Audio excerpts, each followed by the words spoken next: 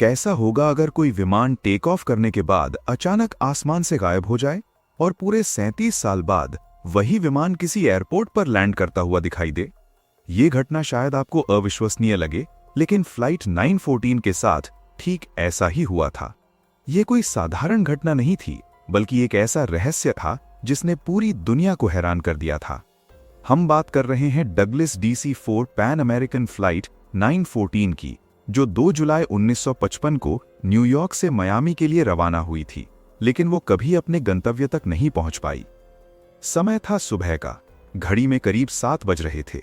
New York के लगार्डिया airport पर धीरे धीरे भीड़ जमा होने लगी थी। यात्री बोर्डिंग में व्यस्त थे, कुछ बोर्डिंग के बाद विमान में चढ़ने की तैयारी कर रहे थे, तो कुछ बाहर खड़े होकर आपस में बातचीत कर रहे थे। इस फ्लाइट में कुल 57 पैसेंजर्स और 4 क्रू मेंबर्स मौजूद थे और सब कुछ बिल्कुल सामान्य लग रहा था। विमान को कैप्टन CJ टेलर उड़ा रहे थे और वो अपनी सीट पर बैठकर सभी सिस्टम्स की जांच कर रहे थे। ये एक छोटी और सामान्य फ्लाइट थी जिसका डेस्टिनेशन फ्लोरिडा का मियामी था और जिसे लगभग 3 घंटे में वहां पहुंच जाना था। मौसम पूरी तरह साफ था, विमान में कहीं कोई खराबी नहीं थी और सब कुछ नियंत्रण में था।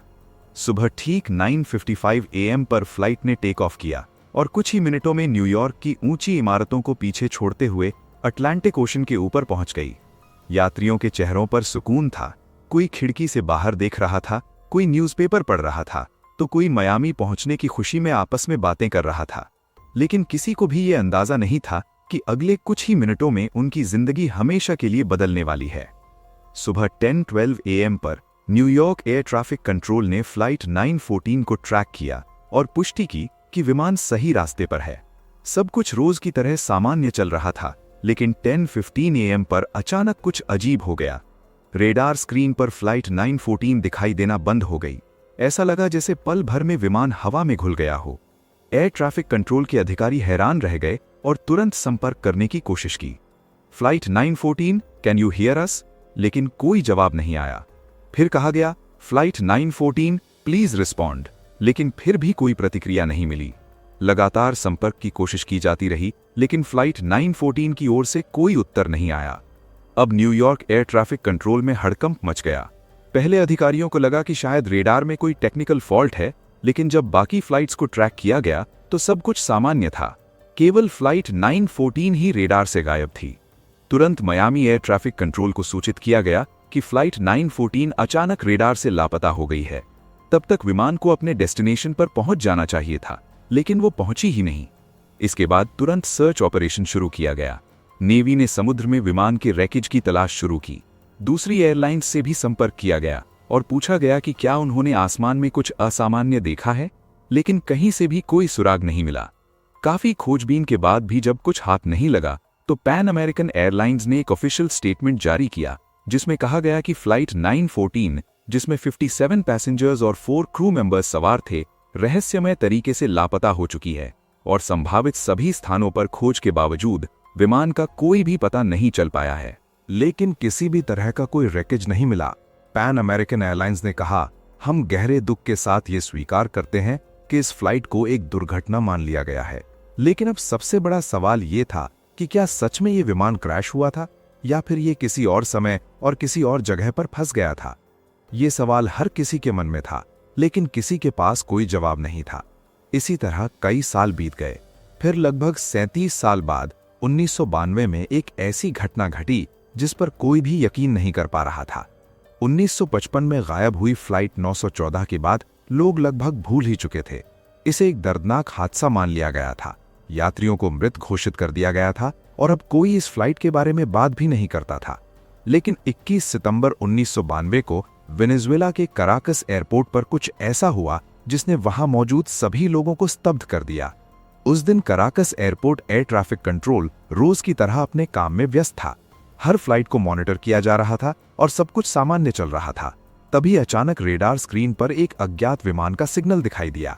ड्यूटी पर मौजूद ऑफिसर वॉन डेला कोर्टे ने ध्यान से स्क्रीन को देखा और पाया कि वो विमान कराकस की ओर ही बढ़ रहा है, लेकिन उनके पास उस फ्लाइट की कोई ऑफिशियल जानकारी मौजूद नहीं थी। उन्होंने तुरंत अपने सहकर्मियों को बुलाया और पूछा, ये कौन सा विमान है? इसकी कोई फ्लाइट डिटेल्स हमारे सिस्टम में नहीं है। जब इन्वेस्टिगेशन के बाद विमान का मॉडल नंबर सामने आया तो सभी के चेहरों पर हैरानी और डर दोनों साफ दिखाई देने लगे। ये कोई मॉडर्न एयरक्राफ्ट नहीं था, बल्कि 1950s का एक पुराना डगलस DC-4 विमान था। एयर ट्रैफिक कंट्रोल में अफरा तफरी मच गई। कंट्रोल टावर ने तुरंत विमान से संपर्क किया। Unknown aircraft, please identify yourself. कुछ सेकंड्स तक कोई जवाब नहीं आया। कंट्रोल टावर में सभी की सांसें थमी हुई थीं। तभी रेडियो पर एक टूटी फूटी आवाज सुनाई दी। This is Pan American flight 914 flying from New York to Miami. Have we reached Miami? ये सुनते ही वॉन डेला कोर्ते और बाकी ऑफिसर्स के पैरों तले जमीन खिसक गई। कांपती हुई आवाज में उन्होंने जवाब दिया, this is not Miami, you are at Caracas airport, Venezuela. इसका मतलब यह था कि फ्लाइट 914 अपने डेस्टिनेशन से लगभग 2200 किलोमीटर दूर थी और पायलट को इस बात का जरा भी अंदाजा नहीं था कि वो 37 साल बाद कराकस एयरपोर्ट पर पहुंच चुका है। जब पायलट को पता चला कि वो मायामी की जगह कराकस एयरपोर्ट पर है तो वो घबरा गया और तुरंत लैंडिंग की परमिशन मांगी। एयर ट्रैफिक कंट्रोल ने तुरंत लैंडिंग की अनुमति दे दी और परमिशन मिलते ही पायलट ने विमान को कराकस एयरपोर्ट पर लैंड करा दिया। लेकिन बाहर का नजारा देखकर पायलट पूरी तरह हैरान रह गया। आसपास खड़े एयरक्राफ्ट बेहद नए और मॉडर्न लग रहे थे। बिल्डिंग्स, व्हीकल्स और लोग भी उसे अजीब लग रहे थे।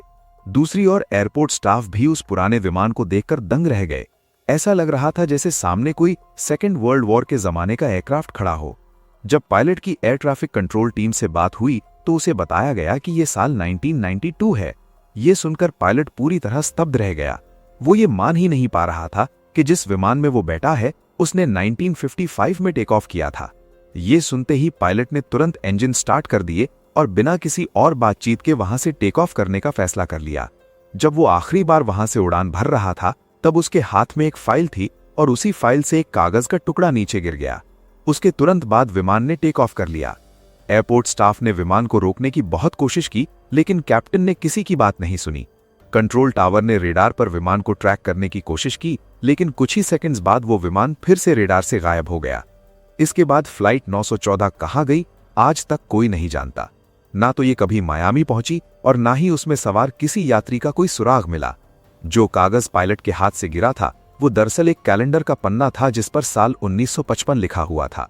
कई लोग इसे इस घटना का सबूत मानते हैं, लेकिन अब सबसे बड़ा सवाल यह है कि अगर ये सब सच था तो 1955 में उड़ान भरने वाला विमान पूरे 37 साल तक कहां था? ये घटना किसी साइंस फिक्शन मूवी जैसी लगती है। कुछ लोग मानते हैं कि यह कहानी पूरी तरह सच है, जबकि कई लोग इसे एक काल्पनिक कहानी बताते हैं। फ्लाइट 914 मिस्ट्री दशकों से लोगों को हैरान करती आ रही है। इसके समर्थन में कई कहानियां और कथित गवाह भी बताए जाते हैं, लेकिन आज तक इसका कोई ठोस सबूत नहीं मिला है। कुछ रिपोर्ट्स के अनुसार ये कहानी 1980s में शुरू हुई थी, जब एक अमेरिकन टैबलॉइड न्यूज़पेपर ने इसे प्रकाशित किया था। कई एक्सपर्ट्स का दावा है कि फ्लाइट 914 नाम की कोई फ्लाइट कभी अस्तित्व में थी ही नहीं और कराकस एयरपोर्ट पर ऐसी कोई घटना कभी ऑफिशियली रिकॉर्ड नहीं की गई। तो फिर ये कहानी कहां से आई? क्या यह सिर्फ एक अफवाह थी जो समय के साथ और रहस्यमयी बनती चली गई, या फिर इसका असली सच किसी सीक्रेट फाइल में छुपा हुआ है? सच क्या है ये आज तक कोई नहीं जानता, लेकिन एक बात तय है, फ्लाइट 914 मिस्ट्री आज भी लोगों को हैरान करती है और शायद भविष्य में भी करती रहेगी। अब आपकी क्या राय है? क्या फ्लाइट 914 कभी फिर से दुनिया के सामने आएगी जैसे 1992 में आई थी, या फिर ये सिर्फ एक काल्पनिक कहानी है? अपनी राय कमेंट में जरूर बताइए। साथ ही वीडियो आपको कैसा लगा ये भी कमेंट करना ना भूलें।